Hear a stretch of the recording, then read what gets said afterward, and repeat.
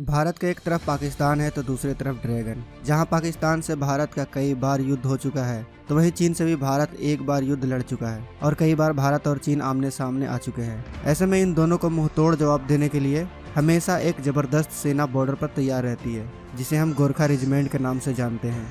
भारत की स्वतंत्रता के बाद के समय में भी वीर गोरखा जवानों ने अपनी वीरता का परिचय जंग के मोर्चे पर बार बार दिया है। वर्ष 1947 के बाद से रेजिमेंट विश्व के अलग अलग देशों में संयुक्त राष्ट्र संघ के विभिन्न शांति अभियानों का हिस्सा रही है। वर्ष 1962 का चीन से युद्ध और साल 1965 और साल 1971 में पाकिस्तान के खिलाफ युद्ध अभियानों में गोरखा ने जाबाजी के साथ भाग लिया था। पाकिस्तान और चीन के खिलाफ हुई सभी लड़ाइयों में दुश्मन के सामने अपने अदम्य साहस और बहादुरी का लोहा मनवाया था। गोरखा रेजिमेंट को इन युद्धों में वीरता के लिए अनेक पदक व सम्मानों से अलंकृत किया गया था, जिसमें महावीर चक्र और परमवीर चक्र भी शामिल है। विश्व की बेहतरीन फौजों में शुमार भारतीय फौज की सबसे विध्वंसक व आक्रामक बटालियन के रूप में एक अलग पहचान रखने वाली गोरखा रेजिमेंट की स्थापना हिमाचल प्रदेश के खुबाथू में ब्रिटिश सरकार ने 24 अप्रैल साल 1815 गोरखा राइफल बटालियन के साथ की थी। इस बटालियन को अब 1/3 गोरखा राइफल के नाम से जाना जाता है, जो आज भारतीय सेना का एक महत्वपूर्ण सैन्य दल है।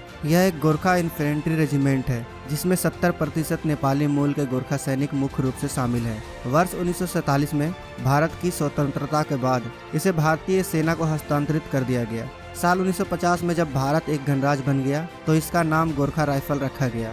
वर्तमान समय में यह भारतीय जवानों की एक ऐसी बटालियन है जिससे देश के दुश्मन इतना घबराते हैं कि इसे देखते ही दुश्मन उल्टे पैर भाग खड़े होते हैं।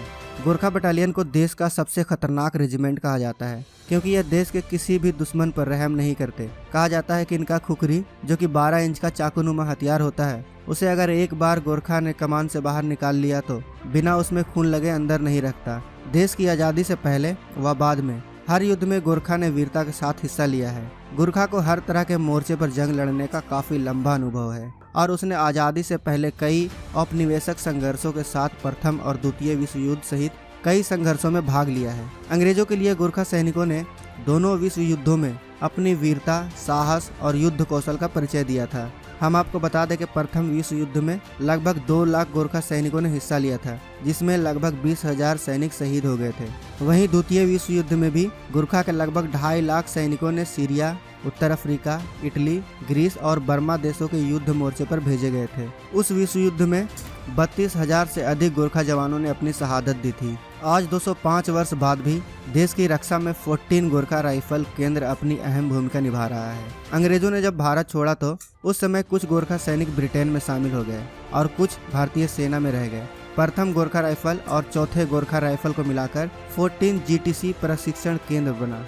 देश की रक्षा में अपना जीवन कुर्बान करने वाले शहीदों ने इस सेंटर का नाम हमेशा गर्व से ऊंचा किया है। गोरखा सिपाही निडरता की ट्रेनिंग के बाद अजय विजेता योद्धा बनता है। इस सेंटर के हर वर्ष बेहद कठिन प्रशिक्षण के बाद सैकड़ों अनुशासित जवान देश की रक्षा के लिए शपथ लेने के उपरांत देश की सेवा के लिए बॉर्डर पर तैनात किए जाते हैं।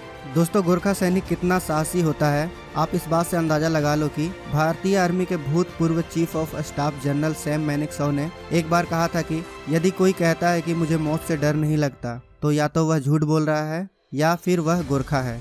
तो दोस्तों, ऐसा होता है हमारा गोरखा जवान। दोस्तों, सोच क्या रहे हैं? इन बहादुर सैनिकों के लिए एक लाइक तो बनता है। साथ ही कमेंट बॉक्स में अवश्य बताएं कि यह वीडियो आपको कैसी लगी। अगर आप हमारे चैनल पर नए हैं और आपने अभी तक इस चैनल को सब्सक्राइब नहीं किया है तो आपसे विनती है कि इस चैनल को सब्सक्राइब कर लें। साथ ही बगल में जो बेल आइकन का बटन है उस पर ऑल पे क्लिक कर लें। मिलते हैं नेक्स्ट वीडियो में, तब तक जय हिंद, जय भारत।